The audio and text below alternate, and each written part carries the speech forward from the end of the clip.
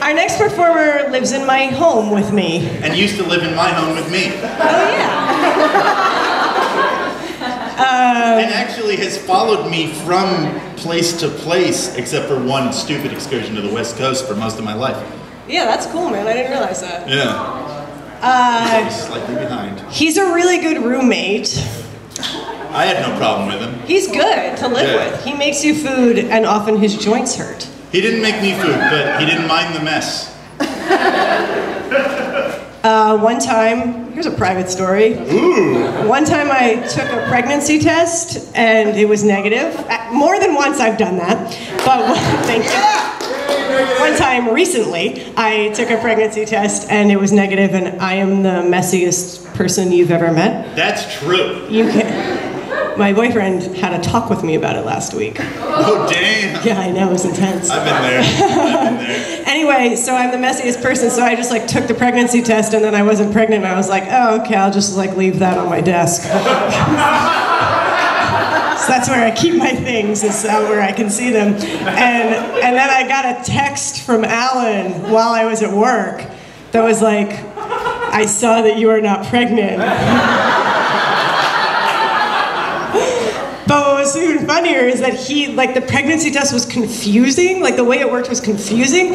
So, like, when I first took it, I was like, oh my God, I'm pregnant. And he had the same reaction. He found it in my room and also thought I was pregnant. But everything was cool because I didn't want to be pregnant and I wasn't. And I have a funny roommate. Sweaty on stage. So, it's good up here. So here's Alan Resnick.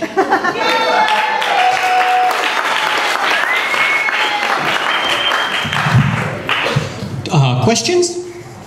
Does anyone have any questions for me? Questions? Yes. What is your question? So what was the way that you read the pregnancy test? Why was it so weird? There's a plus and a minus, and the minus is really big and the plus was small, so it was a little confusing. It's kind of irrelevant. Does anyone have any relevant computer questions? Yes. Why were you looking at Lola's things? Computer questions. Do you have any? Here.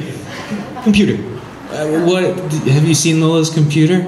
Yes, it's a MacBook Pro. It's one of the new 15-inchers.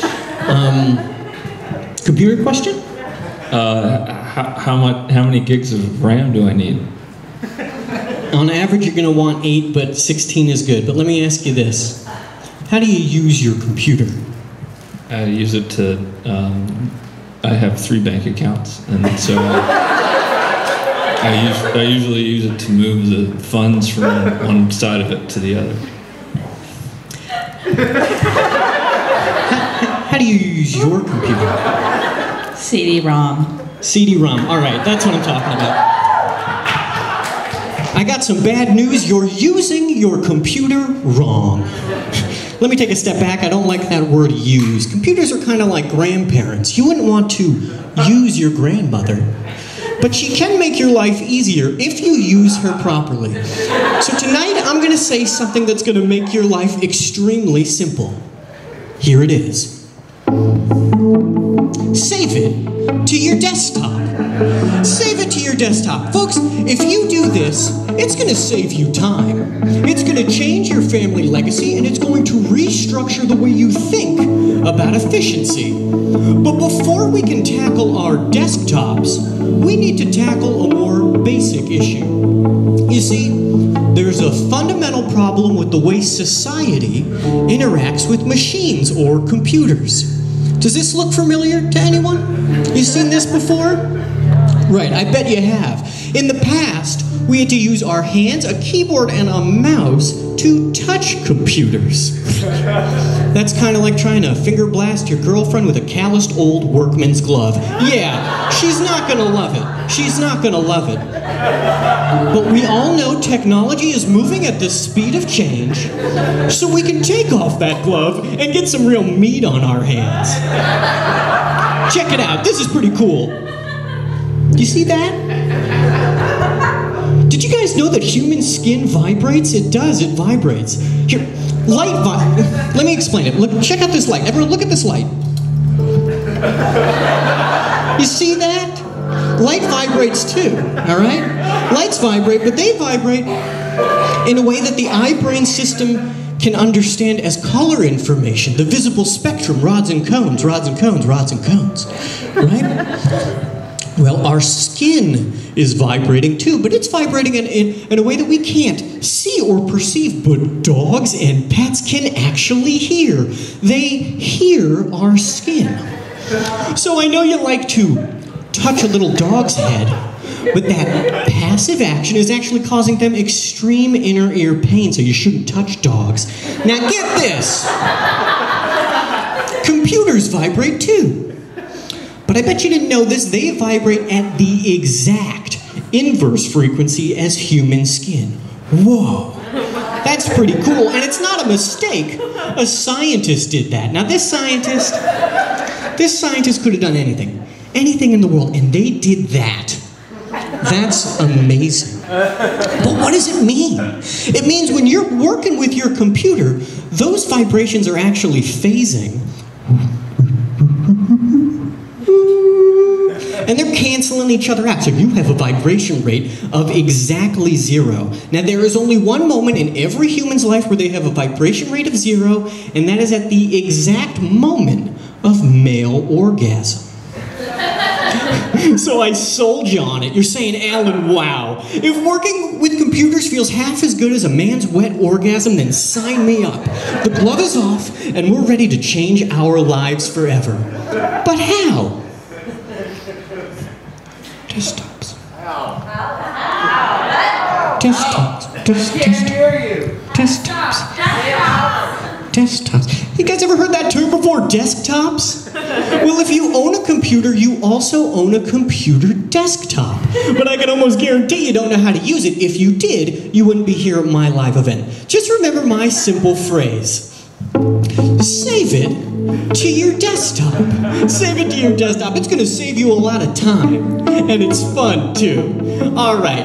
I've been beating around the bush for a couple minutes now, and you're saying, come on, get this train a-moving. All right, I'll do it. But let me ask you a question.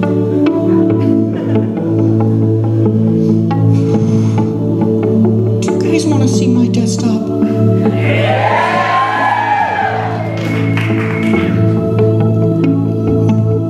Want to see my desktop? Do you guys want to see my desktop? Okay, you twisted my arm. Here it is. It's my desktop. Wow. Whoa. Yeah. You're saying, Alan, I wish. But computers are confusing. And the desktop is the most confusing part. True. But if you remember my simple phrase, save it to your desktop, you're not only going to have a wicked, sweet, awesome desktop, you're also going to have a wicked, sweet, and awesome life. Here, check it out. This is pretty cool. The computer desktop is a bit like my desk's top surface, right? So what does that mean? Well, I got file folders in the computer, and check this out. I got them here too. What kind of things can you save to your desktop? Anything. You could save anything to your desktop. You could have poems, stories, a girlfriend's phone number, a bag. You could have movies. You could have MP3s, PDFs. Those are like packets. These are all useful things that you can save to your desktop. Now, this is an organizational technique, and it's kind of confusing, but the goal here is to keep these two places exactly the same. I'm going to give you a real-world example. It's going to save you time. Check it out. So here's an example. All right, what do we have?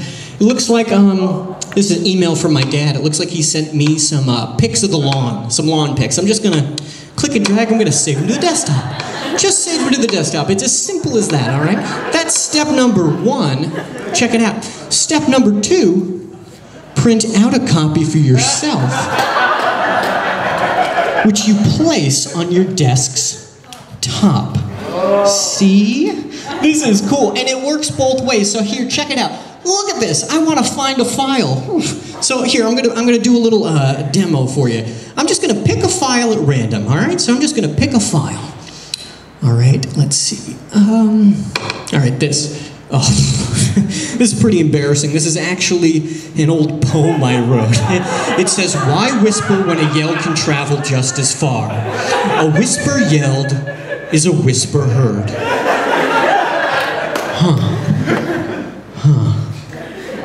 Pretty neat. Let's see, where did I save that? Okay, it looks like I've saved it to the bottom left-hand corner of my desk. So if I go to that part of my desktop,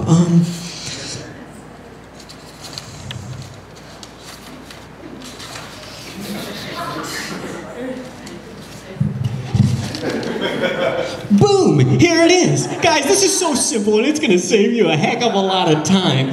But I can see some people aren't sold, and there's a dickhead right here who's looking at me and you're saying, where the F is your toolbar? Now, I get this all the time, and I'm sick of it. I travel around the country talking about desktops. I get this question in every state. People are like, where's your toolbar? Where's your toolbar? My nephew's got a PC and he's got a toolbar. All right, enough. America, you think this country's got a fast food addiction? You think this country's got a heroin addiction? Folks, you have a toolbar addiction. Stop using your toolbar. There is room for everything you need right here on the desktop.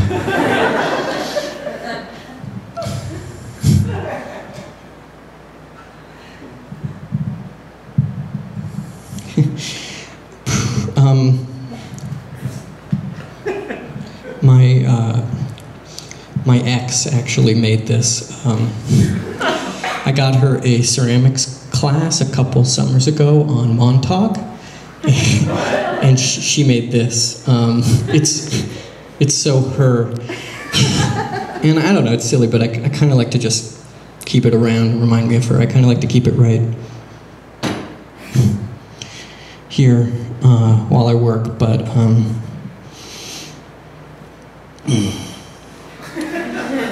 I mean, it's not in the computer yet, but literally anything can be saved to your desktop. All you have to do is rig up a camera on a tub of black water. Now paint that beloved object white and submerge it in the water. Now you're going to want to film yourself as you pull that object upward through time, through each axis, axi, and you're going to get the topology of that model through times. Then just Boolean the axis. You're going to want to Boolean the axis, and you're going to want to render that model in an infinite variety of lighting conditions, and there's only one thing left to do. What am I going to do? Save it to your desktop. Save it to your desktop, folks. Yeah. I'm not kidding. Folks, if you do this, you will always have the things you need and want and love, and you'll know exactly where to find them. You never have to be lonely again. People will respect you, and you will be happy. I get a car. Listen up. I'm not kidding. This is true. If you don't have computer skills and desktop skills, well, you can get out of my office, because you're not getting that job. You could say bye-bye to your kids, because they're going to be living on their desktops. Mark my words, in 1 year's time, people will literally be talking to their computers. In 2 years, little kids are going to walk around with goggles so powerful, they're never going to need to come home. And in 3 years' time, people will literally be touching their computers. And oh yeah, did I forget to mention they're going to be so small, they're going to fit on a piece of breakable glass? And then at the end of the month, I kind of like to just clean it off. It's an organizational technique. Thank you so much. Good night.